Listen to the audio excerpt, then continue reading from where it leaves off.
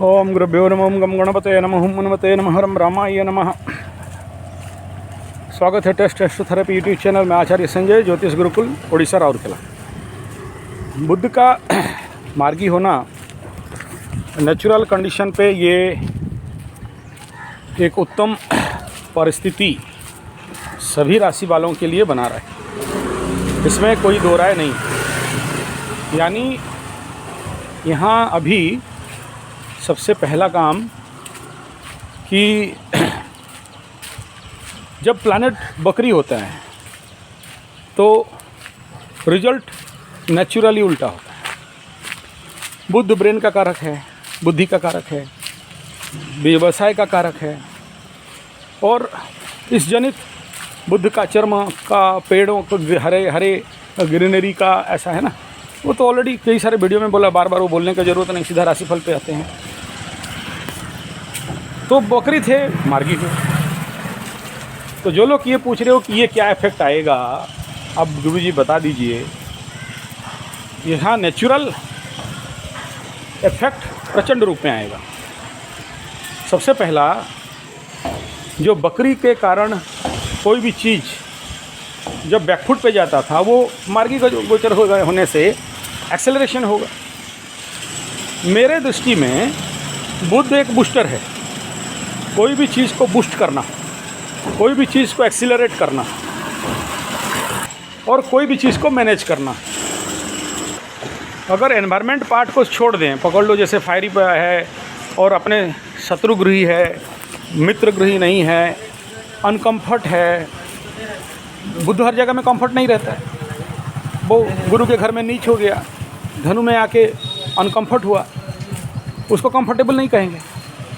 तो उस हिसाब में 30% तो माइनस कर दो। लेकिन बुध तो अपना फल कहीं भी कर लेता है, तो अपना फल तो करेगा। तो यूनिवर्सल लेवल पे वो जितने सारे मार्केट्स हैं वो अप में जाएंगे, और व्यवसाय क्षेत्र में जितने सारे व्यवसायी वर्ग उल्टा दिमाग चला रहे थे, सीधा चलाएंगे। और सबसे ज़्यादा जो लोग देखना यूनिवर्सल लेवल पे बकरी बुद्ध के कारण सीधा बोलो उल्टा समझते हैं, आलू बोलने से भालू समझते हैं, सर नमस्कार बोलने से और कुछ समझते हैं। और जब मार्गी हो गया ना, आप कुंडली देखते देखते किसी को बोल दो अबे तू चरण चुतिया है, तो बुरा नहीं मानेगा। लेकिन बकरी हुआ हो और आप बोल दो प्रभु आप तो भगवान हो, बोला है तेल मार रहा है बे, ठीक है। तो ये है खेल, ठीक है। तो अभी this is the good moment for understanding. लोग समझेंगे, समझ आएगा, कईयों का काम खुलेगा, रुका हुआ काम बनेगा, काम में बूस्टिंग और एनर्जी मिलेगा, झटका मिलेगा, पॉजिटिव झटका भी, नेगेटिव झटका भी। स्पेशली मकरू वालों का तो बहुत सारे केस में पॉजिटिव झटका मिलेगा। ऐसा कैसे गुरुजी, द्वादश में चल रहा है। द्वादश में चल रहा है, पहले देखो मकरू के लिए छठाधिपति बन के द्वादश राजयोग, भाग्याधिपति बन के यहाँ आता है तो भाग्य कहानी करेगा, ठीक है। लेकिन यहाँ ये जो आगे चलेगा ना, अभी मकर में चलेगा, तो मकर में जब चलने लगेंगे बुद्धदेव, बुद्ध भगवान, बुद्ध ग्रह, तो मार्गी गति उधर जा रहा है। फेवर्ड मोमेंट है, फेवर्ड मोशन है। तो देखना बड़े बड़े काम जो रुके पड़े थे, अभी जो पहले 3-4 महीना में आपको मिलते मिलते रुक गया, होते होते बंद हो गया, ये अभी उसको एक्सेलरेट करेंगे, बूस्टिंग कर देंगे। बहुतों का धन प्राप्ति, बहुतों का कर्म खुलना और अचीवमेंट्स, इस प्रकार का योग बना देंगे। हाँ, धनु में नहीं देंगे, आगे चल के। वो तो बुध के कारण लॉस हाउस में है, तो उस कारकत्व का तो लॉस होगा। तो मैं ये एग्जाम्पल दिया मकरू के लिए, बाकी मेष से लेके जब मीन तक बोलूँगा तो समझ जाना उस समय। यहाँ स्पेशली इनके लिए बोला क्योंकि they are in more problem बाकी राशियों से नाउ इन दिस कंडीशन। और कई सारियों का धन प्राप्ति योग भी होगा। देखो बुध खर्चा कराएंगे, अरे देंगे तो ना खर्चा होगा, तो दिलाने का भी काम करेंगे और खर्चा भी करा के ले दे के बैलेंस करवाएंगे। बुध मैनेजमेंट का बड़ा प्लानट है, गणित का बड़ा प्लानट है, और तीक्ष्ण बुद्धि, तो लोगों के अंदर बुद्धि जगेगा, दुर्बुद्धि दूर होंगे। और यहाँ बुध तो शुद्ध हो रहे हैं ना, बुध किसी पाप ग्रह के साथ नहीं है। हाँ, ऑस्पेक्ट में है, राहु और मंगल के ऑस्पेक्ट में है, तो उनके अंदर और उग्रता बढ़ जाएगा। एनवायरनमेंट भी उग्र अग्निकारक है। तो इसमें क्या होगा ना, बुध बोलेगा आज दौड़ के काम करो और भागो यहाँ से, जल्दी जल्दी जल्दी निपटाओ। तो देखना इस समय बहुतों का निपटेगा फटाफट फटाफट। तो ये है यूनिवर्सल बेसिक कंडीशन ऑफ बुध। नेक्स्ट है, चलो इतना ही, इसमें और ज़्यादा नहीं, दिस इज़ ओनली। तो सुखता है, सुखता बढ़ेगा, व्यवसाय में वृद्धि है, बुद्धि विचार ज्ञान में उन्नति, रुके हुए काम का खोलना, ये यूनिवर्सल फल का बात है। तो मेष राशि का नवम दशम, तो उस क्षेत्र में इनके लिए तो गुड है, सॉलिड है, बेस्ट है। कर्म में ओपनिंग आउट और सुख में वृद्धि, और कई स्थान पे सपोर्ट जो अब तक नहीं मिल रहा था, मानसिक विभ्रमता से थोड़ा सा एक सेफ जोन आएगा, और इस समय अपॉर्चुनिटीज़ बहुत सारे मिलेंगे। वृष राशि का ये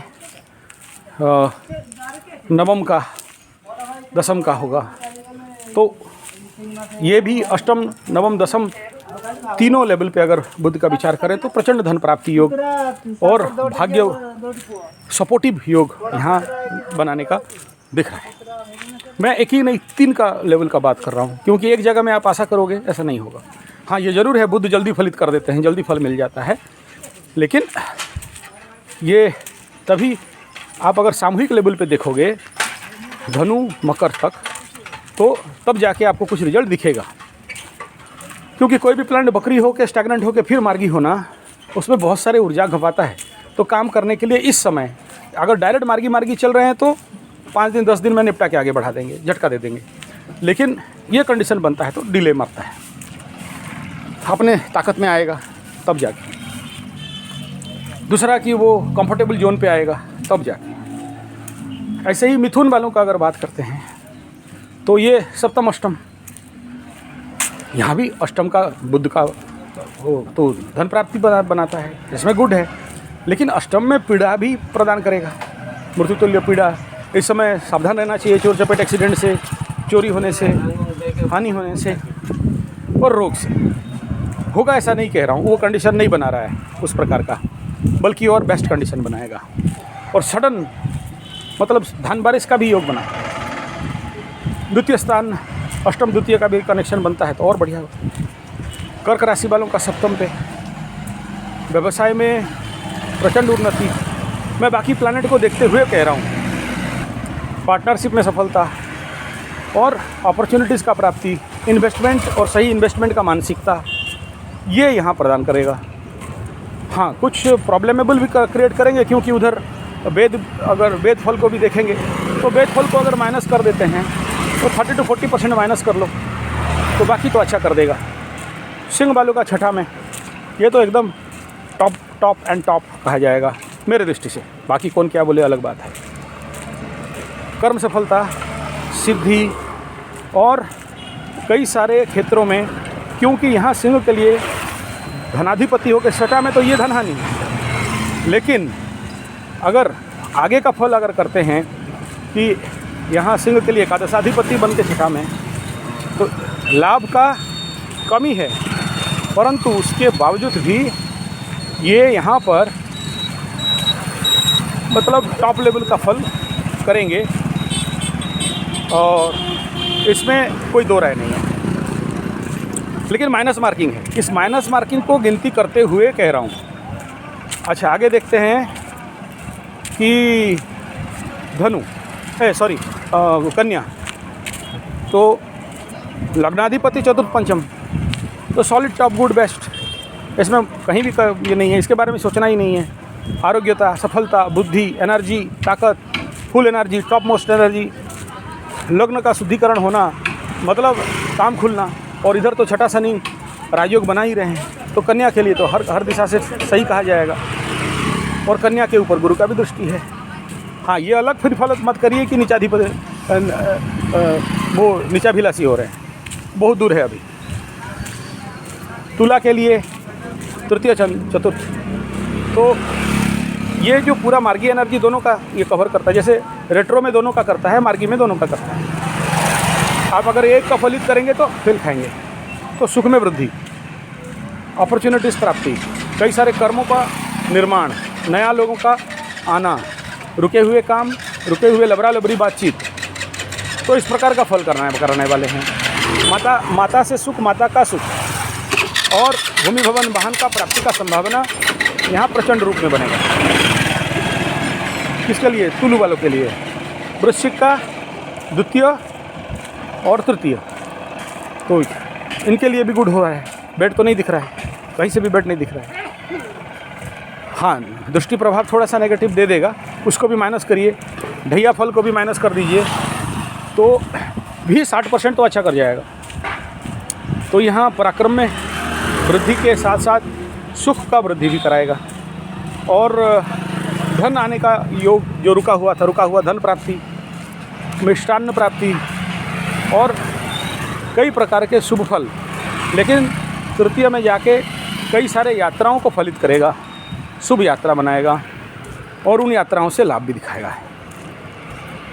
धनों वालों का ये सुपर एनर्जी बूस्टिंग और आप ऊर्जावान अनुभव करोगे। मैलेफिक एनर्जी दोनों को माइनस कर दिया जाए, उसके बावजूद भी ये आपको कर्म सिद्धिता और कई क्षेत्रों में माने ना माने सफलता का प्रदान देता है। इस समय आपके यू फील दैट कि आपके अंदर कोई ऊर्जा बूस्ट कर रहा है। नेक्स्ट है यहाँ दाम्पत्य जीवन का सुख बूस्टिंग लेवल पे देता है। मकरू का द्वादश लग्न तो ऑलरेडी इसका बता दिया, शुभ फल ही है।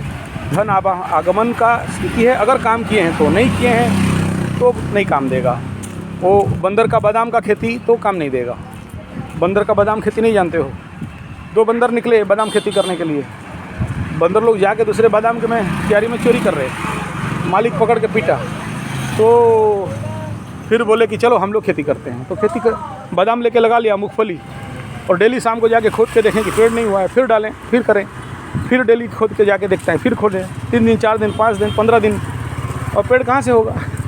नहीं समझे बात? मकरू वालों में अभी जो टेंडेंसी है, पकड़ लो, मैं बोल दिया कि ये सुंदराकांड का पाठ करो, पीपलगंज का परिक्रमा करो, 5 से 10 दिन किया कि फिर पूछा है गुरुजी, बोला का नहीं हो रहा है। मैं बोला यार बंदर का मूंगफली खेती करोगे तो कहाँ से होगा? ठीक है।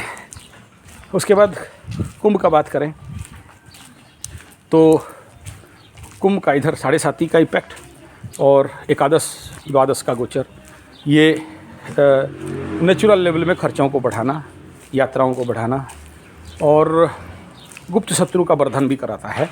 तो इस हिसाब में यहाँ कहीं ना कहीं थोड़ा सा ज़रूर कमी है, लेकिन उसके बावजूद भी कई सारे कार्य सफलता और सिद्धि का प्रदान करना है। मीन का एकादश, दशम एकादश top good best, but 7.5 effect के कारण 45% नंबर काट दीजिए, बाकी आपको सुफल मिल जाएंगे। तो ये था बेसिक लेवल का। नक्षत्र फल तो ऑलरेडी लास्ट वीडियो में मैं बना दिया था, रिपीट करने का आवश्यकता नहीं है। जब कुंभ गोचर का बनाएंगे तो फिर नक्षत्र फल के बारे में बात करेंगे। धन्यवाद, थैंक यू।